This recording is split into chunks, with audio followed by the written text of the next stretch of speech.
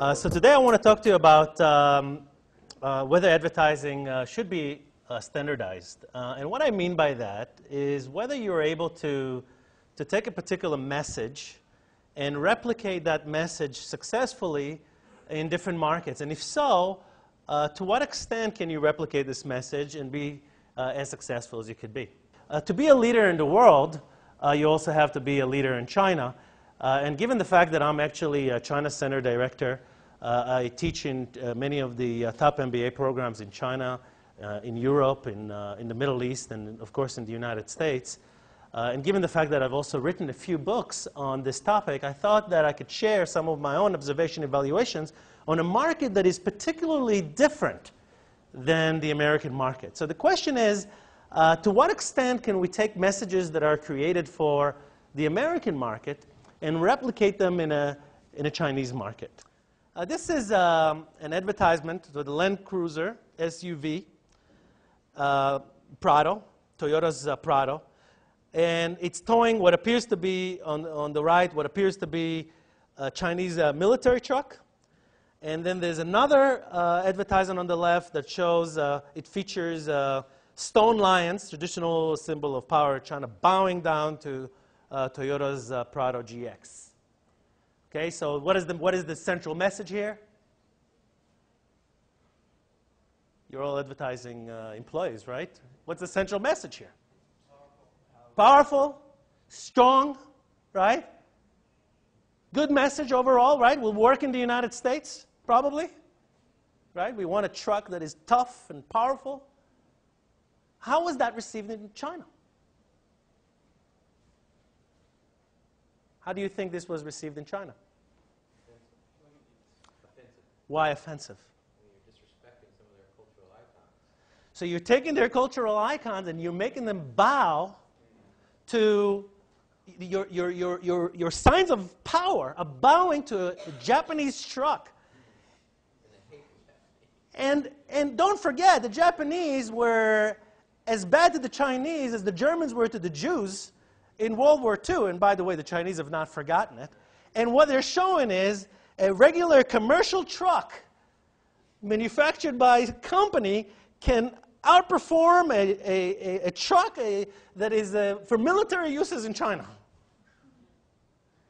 This created an outrage in China, needless to say. It was a huge failure and was immediately pulled, and Toyota apologized for the mistake that they have made and pulled the ad out. But it just shows you that the symbols are interpreted in quite a different way in different cultures, and that's a very important lesson here.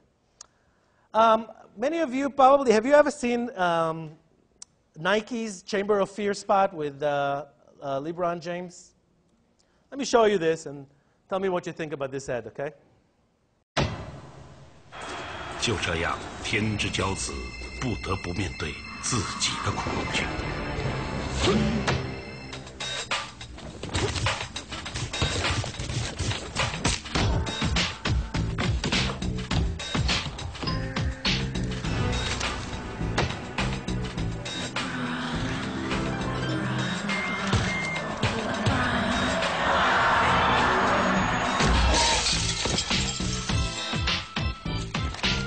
Super bad. I ain't super bad. What's shizzle?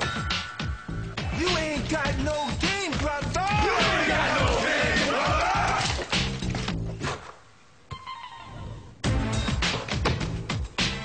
每个挑战都使得天之骄子更加明智。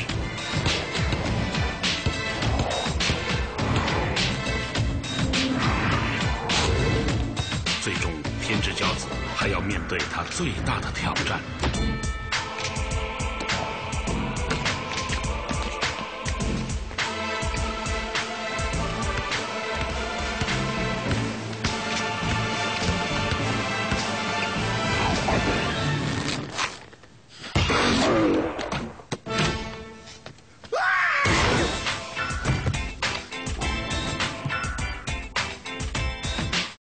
Good advertising?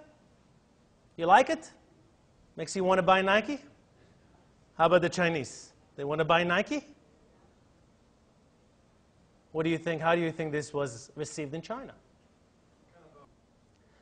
Go back to this idea of cultural icons. Kung Fu, has developed over thousands of years. It's part of the Chinese culture, very respectful, right? Part of the culture of the society. And here you bring some new product from the West, and an icon from the West who beats their icon, right? Defeats their Sphinx, totally destroys their culture. Starbucks opened in the Forbidden Palace in Beijing.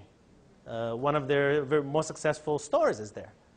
And initially, only the Westerners criticized it. They thought it was really bad. But eventually they went in and they did quite well.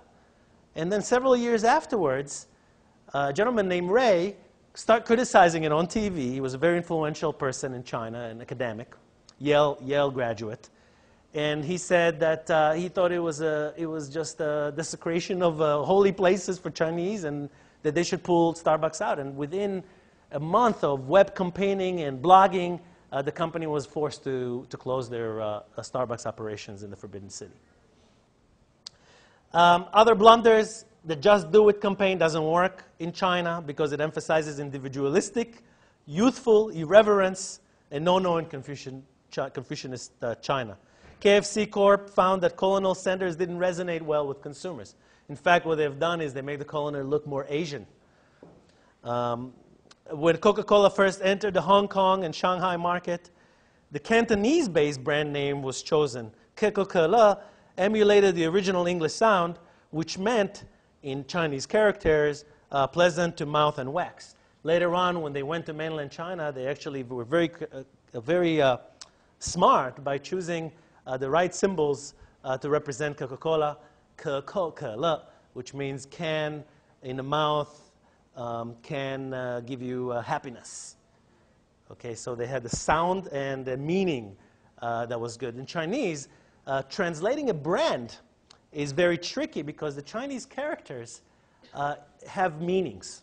So if you just take the brand sound and you translate it based on the sound, which is what usually marketers like to do, you oftentimes can either have no meaning or give new meaning to a brand in the Chinese context. So in conclusion, I'd like to end with a quote. And what I think that you need to do is develop a transnational mindset. And what that means, I took a quote from Fitzgerald, who said that the test of first-rate intelligence is the ability to hold two conflicting ideas in mind at the same time and still retain the ability to function. Thank you very much.